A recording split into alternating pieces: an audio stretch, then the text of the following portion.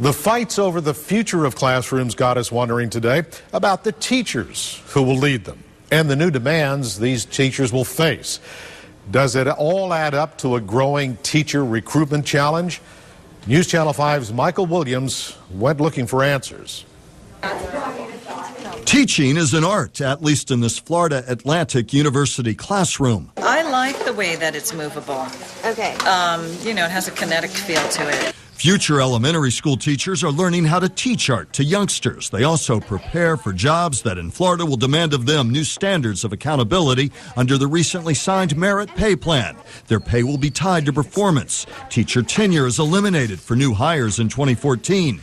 Unions argue new standards are not clear-cut and say teacher pay in Florida is among the worst in the nation. It's pretty tough, but I guess you just have to do it because you want to make a difference in kids' lives. I love kids, and I've always wanted to be a teacher. So the pay, I think you just have to really enjoy doing it. FAU says enrollment in its education college is on the rise, up by nearly 300 students over 3 years' time, up 19% over the last 6 years. They read the papers and they see the writing on the wall, so to speak.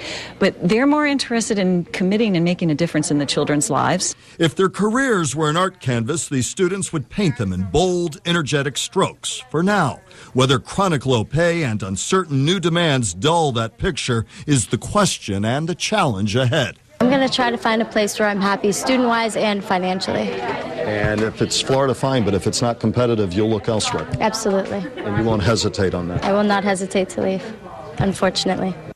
Advocates for a shakeup in how teachers are evaluated and paid say students will ultimately benefit from that shakeup. Opponents worry, though, that the rush for change without well-thought-out standards already in place may shortchange teachers and students alike. So, Michael, can education funding keep up with these changes? Well, that's precisely the question and the concern. You see over $1 billion that they're talking about cutting from education. Teachers right now say, well, how are you going to improve standards and improve resources for us and therefore allow us to earn that merit pay in any realistic sense? And, of course, the whole issue about merit pay itself. Where are we going to come up with the money in the next few years? A lot of open questions about how to make all of this actually work. The legislature has a lot of balls in the air tonight, right? They do indeed. All right, Michael Williams, thank you. Thank you very much.